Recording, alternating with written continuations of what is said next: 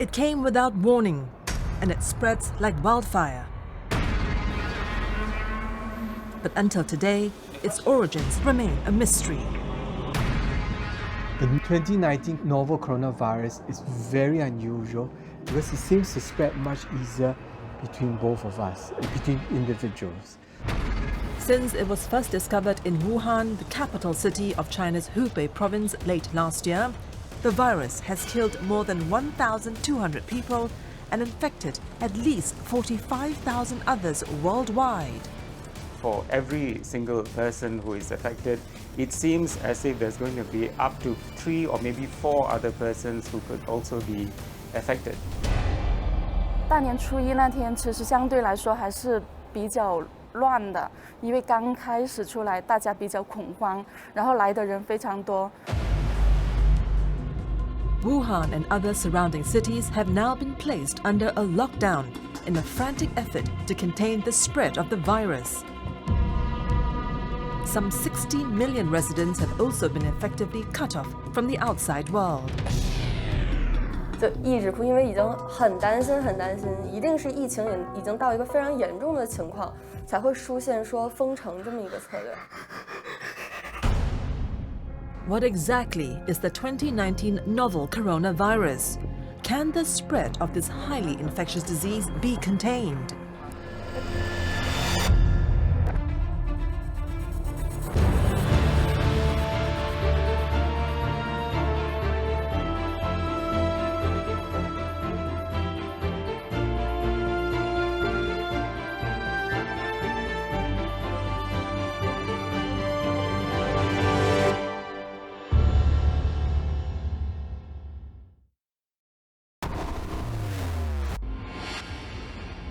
A climate of fear has descended on Wuhan, the capital city of China's Hubei province, home to 11 million people.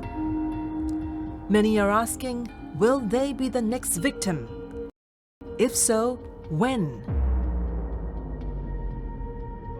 They also can't bear the thought of losing their loved ones as a mysterious but lethal virus wreaks havoc in the city.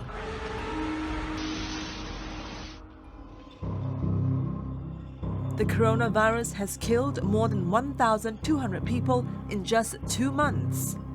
The disease has also infected thousands of people at a staggering speed and scale that's triggering fears of a new global pandemic. 2019 novel coronavirus is very unusual. We are familiar with SARS, and we managed to control SARS in about 6 to 9 months worldwide, which is actually quite amazing. And if you look at the numbers, we had 8,000, 10,000 people all in all, and this was over several months. But if you look at what's happening to 2019 novel coronavirus, we're seeing a whole lot of numbers coming up very rapidly over in just a month. It all began deep in the winter month of December 2019. A quiet but deadly scenario was unraveling in Wuhan city, following a mysterious illness that had stricken a handful of people with symptoms of fever and cough. Wuhan has started off with an atypical, very unusual viral infection. And for the clinicians talk, it will be called what an atypical viral or atypical pneumonia be. You will have a typical person coming with fever, headache, a bit of cough, muscle aches. It sounds very much like a flu-like illness. But you know something is not quite right because a chest x-ray becomes abnormal. Number 2, a lot of the test swabs for the influenzas will be negative or the other viruses are negative. Number 3, you see groups of people coming in with the same illness. And all of them had the same pattern. Chinese health authorities identified the first patient who showed such symptoms on December 8th last year. The trickle rapidly sped up to infect scores of others. 2 of the earliest patients reportedly worked at the Huanan seafood wholesale market in Wuhan. The tipping point arrived hard and fast when the once innocent symptoms claimed the life of the first victim. On January 9, 2020, the mysterious virus killed a 61-year-old man who was known to be a regular customer at the market. And the initial investigations seems to show that a majority of the small number of cases that they had, a lot of them seemed to pinpoint to that part of the market which was actually dealing with the wildlife trade. And so with these kinds of information, it appears to be somehow hopping over from the wildlife, maybe interspecies, we don't know, because all these animals are kept together in cages and it's a nice milieu for them to hop over from one species to the other. And then from there, they can sort of, hop the species barrier and get onto humans. China alerted the World Health Organization of a mysterious virus outbreak in Wuhan on December 31st. By the time the WHO declared the outbreak as a global emergency on January 29th, the virus has spread to all of China's 31 provinces and more than 25 countries across Asia, Europe, and North America. When you hear a story, when you see this story, it spells déjà vu. It really spells very much like the SARS which we had in 2003. And true enough, the cases became more and more, and then suddenly there was an explosion of cases. The 2019 novel coronavirus outbreak is eerily similar to the 2002 SARS epidemic. Back then, SARS swept through the region, infecting some 8,000 people and killed 774. When it was first detected, Chinese health authorities denied it was the deadly SARS virus, the severe acute respiratory syndrome of 2002. Subsequent discoveries revealed the latest outbreak was caused by a coronavirus with 76% genetic similarity to the SARS coronavirus. The only difference is, compared to SARS, it is apparently less lethal but far more contagious. For every single person who is affected, it seems as if there's going to be up to 3 or maybe 4 other persons who could also be affected. So if you take 6,000, maybe there's probably at least another 20 or 30,000 people that are out there. And these are very conservative estimates because the numbers are likely to be much more exponential than that. The 2019 novel coronavirus is very unusual because it seems to spread much easier between both of us, between individuals. Simply coming close or talking, we may actually spread the infection. Not like SARS. Early studies suggest that the incubation period of the virus, that is, from the time of exposure to the time when signs and symptoms begin to show, is about 5 to 7 days. It looks likely that patients or carriers of the virus can infect others when they are asymptomatic, meaning when they don't have signs of being ill.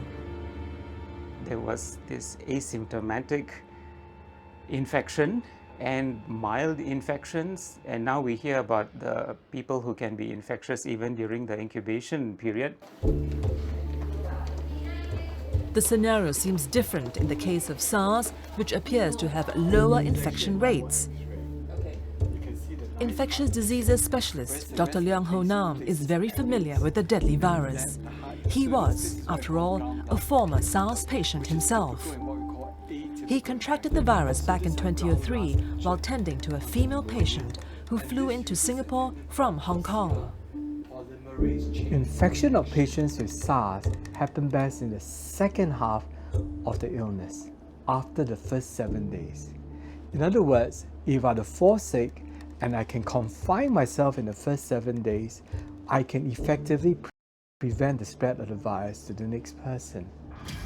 But 2019 novel coronavirus is different. You can actually find the virus in people who have no symptoms, and it's postulated by the Minister of Health in China himself that these asymptomatic individuals, these individuals with no symptoms, can spread person to person. And we don't even need to wait till the 7 days. before symptoms onset. Disease may spread even before the onset of illness. This allows the virus to propagate very quickly across large swaths of area, many people, and hence we are seeing these numbers of unprecedented spread of infections. Coronaviruses are common in many species of animals, such as camels, cattle, civet cats, and bats. On occasion, the virus strains mutate and spread from animals to humans. This jump was evident in the case of SARS in 2002, in the Middle East Respiratory Syndrome, or MERS, in 2012, and now in the 2019 novel coronavirus. As it turned out, the suspected ground zero of the outbreak, the now shuttered seafood market in Wuhan, was also dealing in legal and illegal trade and consumption of exotic wildlife. The cages do not get changed and the poop is allowed to circulate. So you are breeding the ultimate virus that one day will adapt well to the animals that are there, that one day will adapt to the humans that keeps coming in contact. One day the right mutation will happen where the receptor fits nicely well into the humans and in turn allow person-to-person transfer.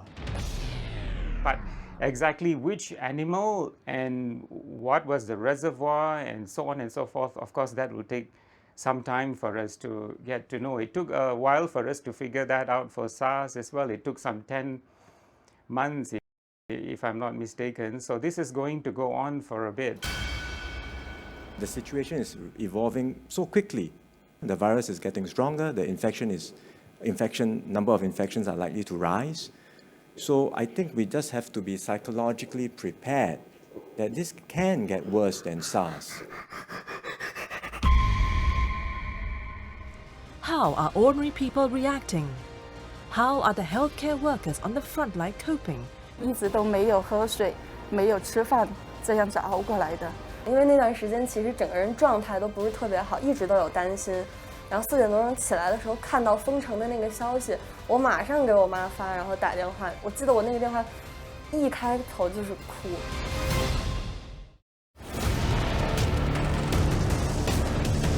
It's the middle of January 2020. The number of reported cases of those infected by the novel coronavirus in China has begun to soar.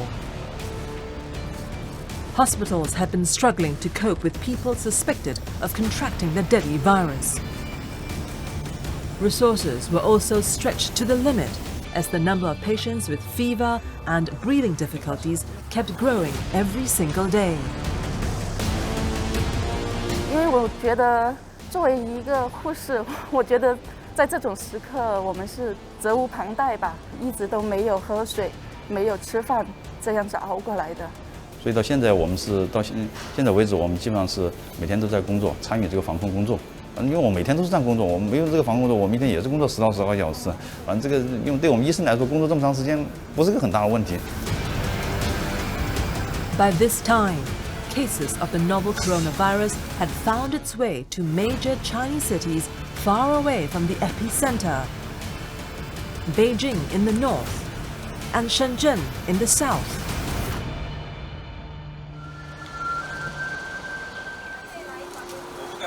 Zhou Cui-Cheung is a senior nurse at a pediatric ward in Shenzhen. When she was first alerted about the major outbreak, she quickly signed up to be a volunteer with the Infectious Diseases Department. Even though she's not trained in dealing with infectious diseases, she took it in her stride. She felt compelled to help her colleagues who have been overwhelmed by the sheer number of people seeking medical help.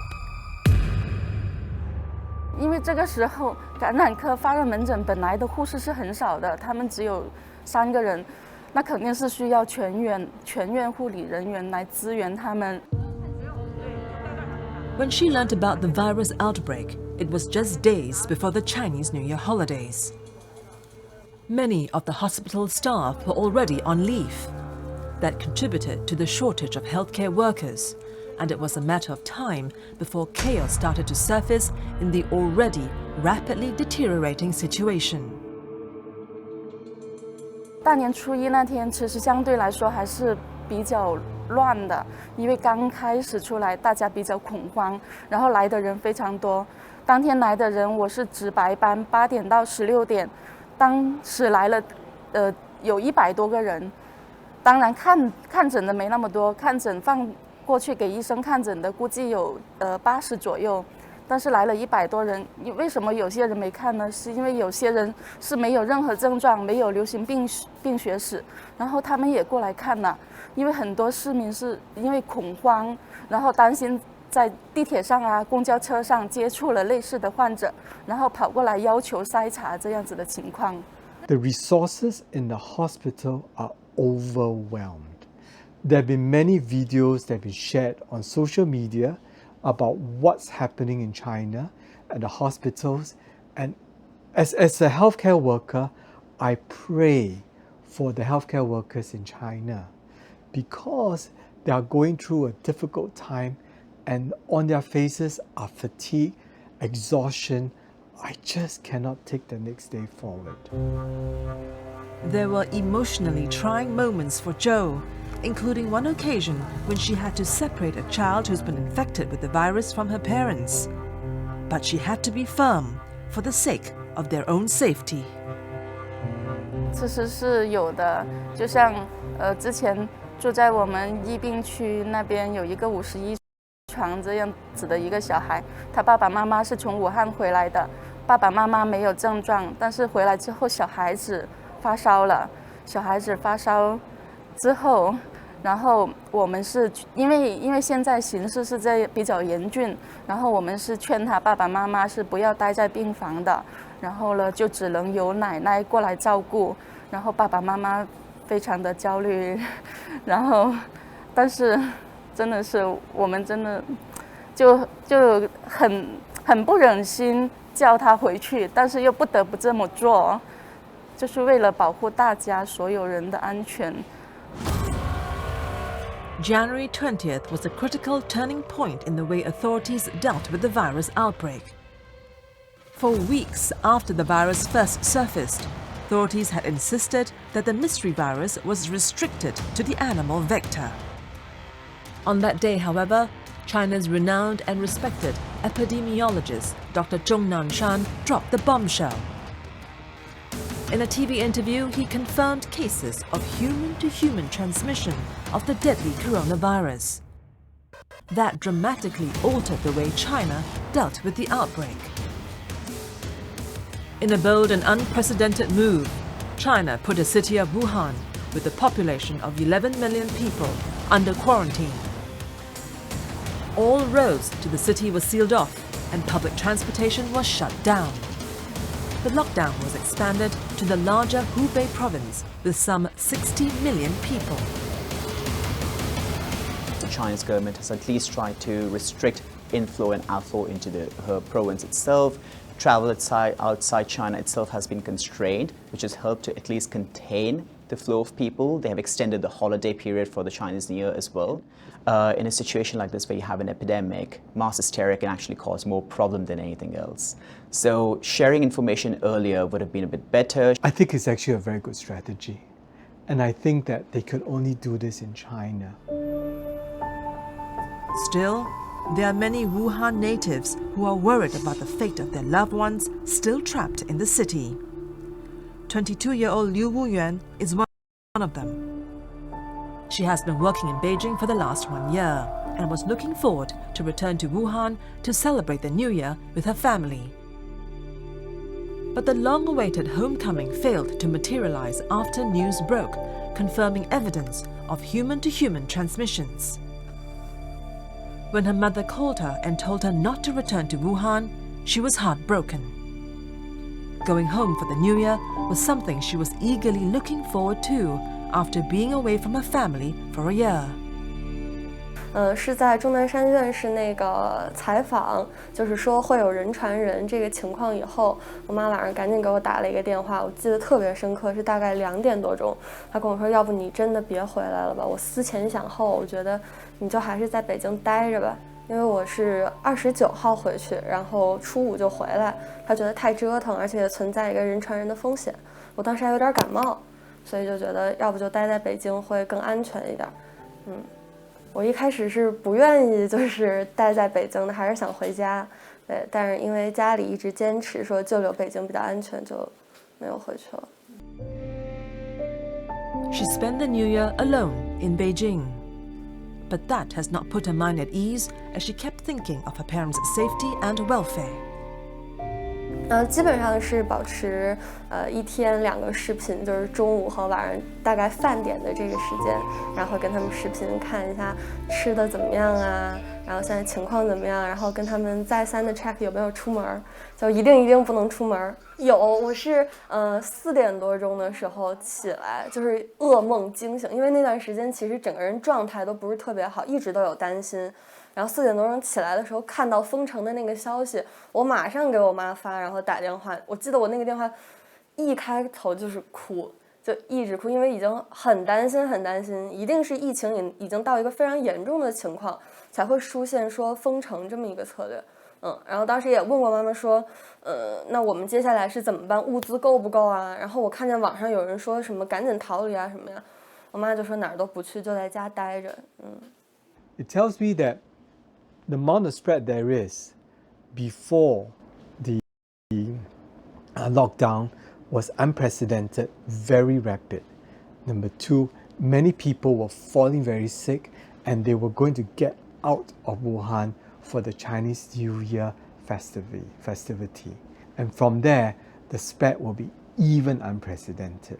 So what the Chinese government did was correct and it's the right thing to do. It seems very heartless. It seems unimaginable, but it's the right thing to do. When SARS broke out in 2002, the world was caught unaware by just how lethal the virus was and how fast it could spread. Today, the rapid spread of the 2019 novel coronavirus is just as alarming. Just days after the World Health Organization was alerted to the possible outbreak of a mysterious virus in Wuhan on December 31st, 2019, countries responded by ramping up their internal defenses against the possible spread of the virus. Singapore, for example, implemented thermal screenings at the airports for all travelers coming from Wuhan. It has since banned all Chinese visitors and foreigners with a recent history of travel to China. Today, on almost every continent, countries have taken similar steps of closing their borders to flights and foreign visitors from China as the number of infections outside China grows. There are more than 45,000 confirmed cases of the novel coronavirus in more than 25 other countries and territories. There are many problems, but one of the chief ones will be the global travel. Because, even if you say, let's not get people coming in from China, but then there are many people who are already affected outside of China. And these people are still traveling everywhere.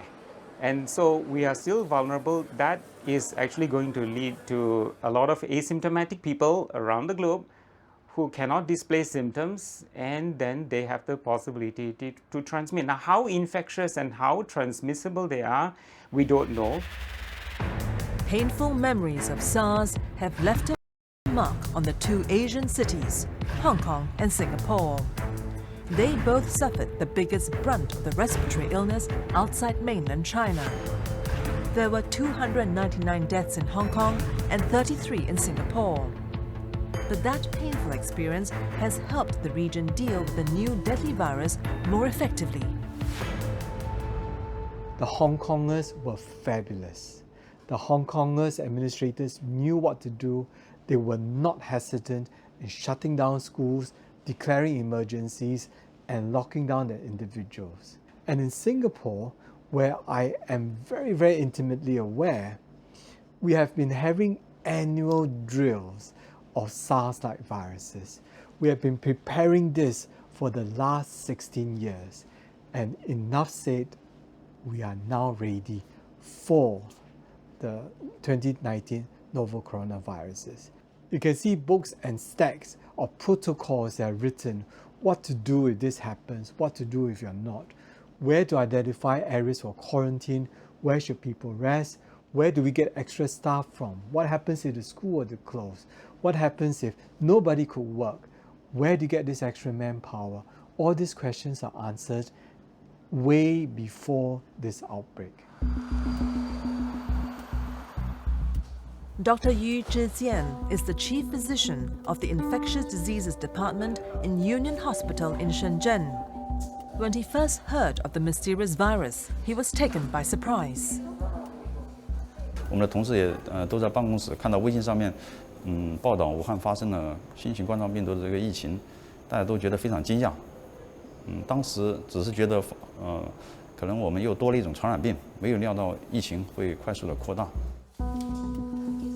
He then set up an emergency response team in the hospital and recruited volunteer colleagues from other departments. 我是专防控小组里面的成员，我跟医务科的是组织者，因为我们应对这场疫情，那么光靠我们传染科、感染科还有发热门诊，单纯的力量是不够的。 Another innovative strategy by Dr. Yu was to set up a telemedicine unit. The idea was to provide critical information to the people who were unsure if they were really ill, as well as to ease the burden of hospital staff due to the escalating number of admissions. 那么另外就是我们也按照现在的这个要求，开展了互联网医院的网上咨询平台。那么通过这个网上咨询，能够更加便捷地服务我们的患者。那么昨天一天的我们网上咨询量就有1600多条。那么这个网上互联网咨询平台的开建，极大地方便了患者的这个咨询，同时有利于消除公众对这个新型冠状病毒的疑虑。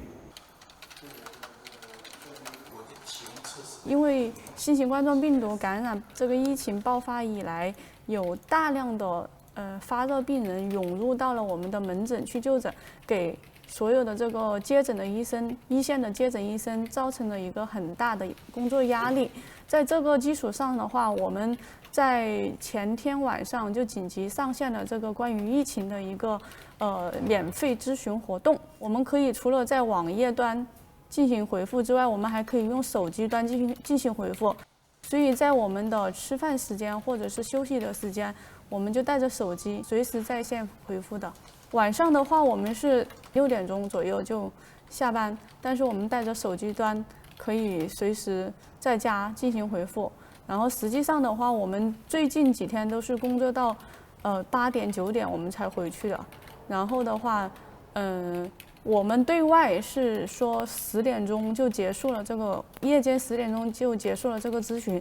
实际上，只要我们有时间，10点钟之后甚至凌晨，我们都还在用手机端回复。 Zhou Cui-chung is also glad to be of assistance. The pediatric nurse even volunteered to go for emergency training to help handle patients who suffer from the new pneumonia-like virus. 知识培训的很好，我是一个儿科的护士，我前后接受了这种新型肺炎的培训，真的是不下于8次了。就这段时间，从年前到现在，不停地在接受这种培训。 这种还有防控措施这些培训的很多次，就医院非常重视这方面，也一再的强调员工要零感染。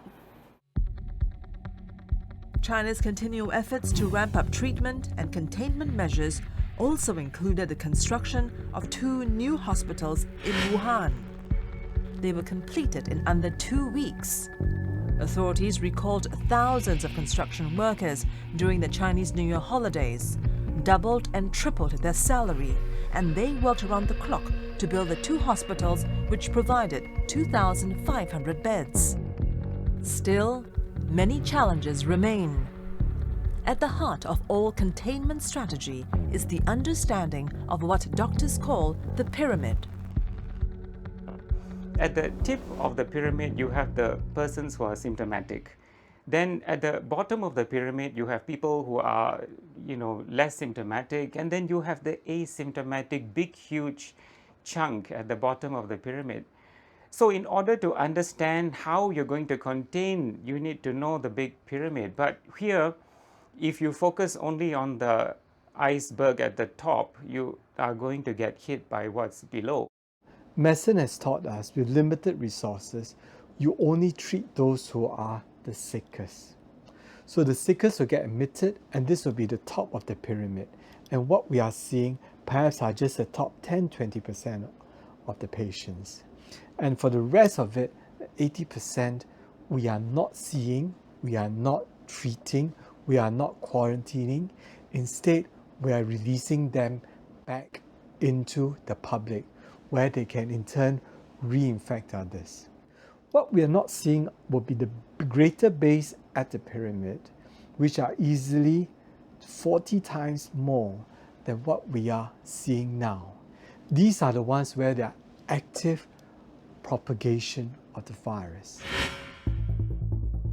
Since the World Health Organization declared the novel coronavirus outbreak as a global emergency, international response has been swift. All flights to and from Wuhan and the larger Hubei province have been banned, and citizens have also been advised against all non-essential travels to China.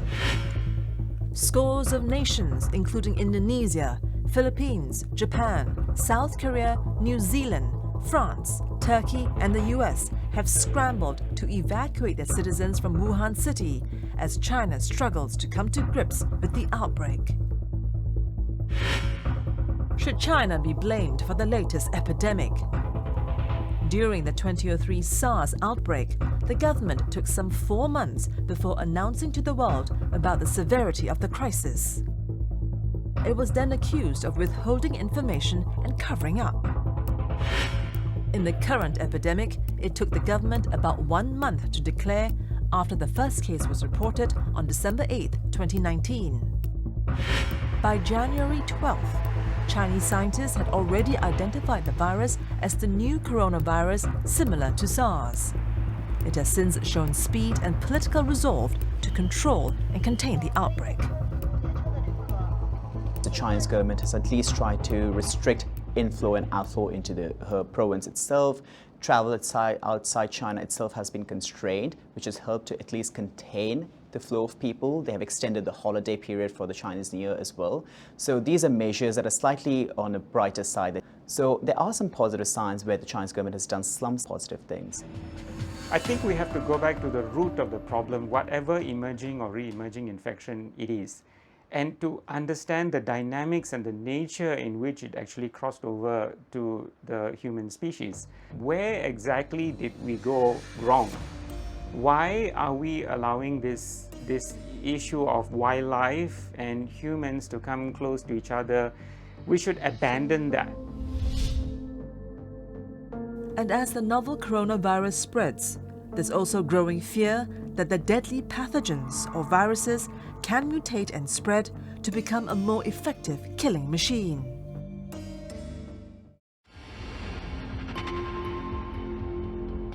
It's been more than 2 months since the first case of the new novel coronavirus was discovered on December 8, 2019. Streets in the typically bustling Chinese cities are eerily quiet and deserted.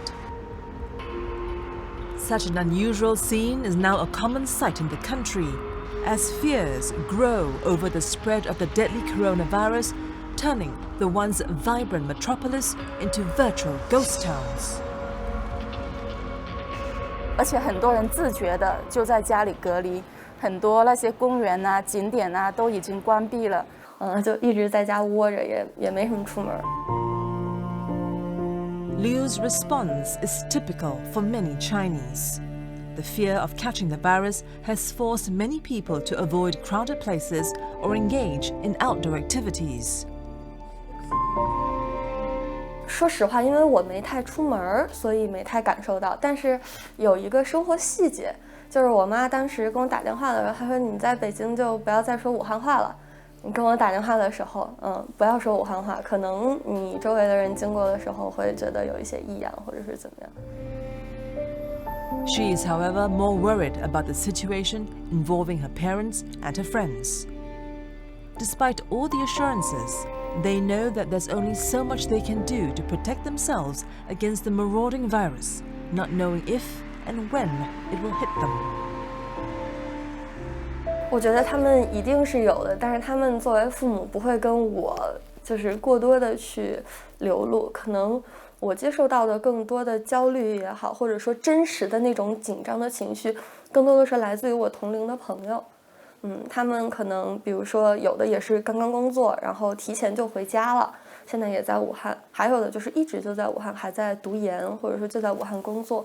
那我们之间的沟通可能会来得更加真实一些，会直接跟我说现在的情绪是怎么样的呀，很紧张啊，很焦虑啊，然后可能打不到车呀，种种。但是你问父母，父母永远都是没事儿，很安全，不要担心。The reality is, fear and anxiety continue to grip the residents of Wuhan. Despite the best efforts by the authorities to try and keep the virus at bay, the death toll shows no signs of slowing down. Meanwhile, the scientific community is now racing against time to try and find a vaccine that could help fight and prevent further spread of the disease. Is there a chance that an effective vaccine will be found anytime soon? The good thing about the current novel coronavirus is that we can make use of existing knowledge of the SARS coronavirus vaccine and apply the same principles to the 2019 novel coronavirus. What they would have to do now is to actually design it. Designing is relatively easy. Grow it and show that while growing, the vaccine does exactly what it's supposed to do. And the prototypes will then need to be manufactured in large quantities so that it can be given to a large group of people. But the bad news is, according to experts, a vaccine for the novel coronavirus will take months to develop and manufacture. It will have to go through several clinical trials before the vaccine is ready for use in time to respond to the epidemic. It will take easily 9 to 12 months. Even if the vaccines are available now at this various moment, it will take several months for the quantities to be made. We're talking about several 100 million doses for the people in China, for the people in Asia, and for the rest of the world. This will take time. In the meantime, short of an effective and easily available vaccine, immediate preventive measures have to be aggressively enforced. China has since banned the popular wildlife trade until the health crisis is over. There are also increasing calls from the international scientific community for the ban to be made permanent. I think that is to some extent what happened after SARS, because look at the wildlife trading. You know, if more things were done back 15 plus or 17 years ago, maybe, anyway, we can't turn the clock back. Men and these animals, we are not meant to be living side by side. Viruses like this exist in wildlife. You put the situation of man and wildlife together in this kind of situations for a protracted period of time, these things can happen. And I think, you know, we are just tempting fate. We tend to eat anything that flies, swims, or crawls. And when we bring these animals into our dinner table, we bring their viruses over along as well. Perhaps you, as the diner, will not need to see it because they'll be destroyed by the cooking. But the chef in preparation, the animal handler, the market that has to look after all these animals will invariably be exposed to the virus. And we saw that in SARS 2003. In 2003, they realized that the animal handlers encountered a form of SARS, a variant of SARS before the original one came along, such that they developed immunity to SARS. And one way to counter this is what the Chinese government has done. It stopped exotic animals from being onto the dining table. Perhaps we need to relook at what we eat. But as the battle rages on to bring the virus under control, there are still many unknowns and questions that need to be answered.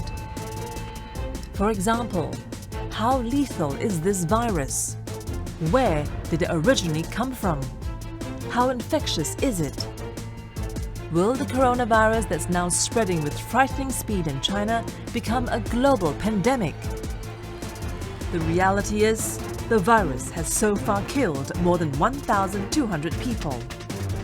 The death toll has even surpassed SARS, both in the number of fatalities and confirmed cases within a much shorter period.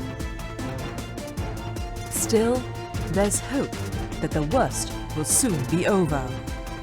It's just a question of how and when that will happen. For those currently at the front line of the battle against the novel coronavirus, the risk is still far greater than previously imagined given the scale of the infections. Still, nurses like Zhou is confident that China will turn a corner and that the battle will be won, sooner or later. 我觉得我很有信心，因为大家都可以看到现在那个宣传做得非常好。目前公共场所，包括地铁、公交、超市，包括小区，每个人都戴上了口罩。其实这就很大的阻挡了病毒的那种传播。我觉得这点非常有效，而且很多人自觉的就在家里隔离。 很多那些公园啊、景点啊都已经关闭了。从这点出发，反正我感觉非常有信心。作为一个武汉人来说啊，我觉得我们这一次其实是做出了挺好的一个举措，也是一个壮士断腕的一个决心，做出封城这样的举措。而且包括各个城市，比如说像河南，我了解到他们在疫情的防控上面做的是非常及时。 而且非常行之有效的，所以我觉得这次在政府的各个应对上面来说呢，还是比较好的。In the long term, when the dust settles, it's going to take a lot of soul searching. It appears that so long as humans interact in close proximity with animals, future outbreaks of infectious diseases are likely to occur. Since the virus started wreaking havoc in China last December, no one knows when the surge will peak and start to decline. One can only hope that it will be soon. If there is a best case scenario, it could potentially lead to a drop in numbers. But I haven't seen that. We can only begin to discuss that once we see the numbers actually falling.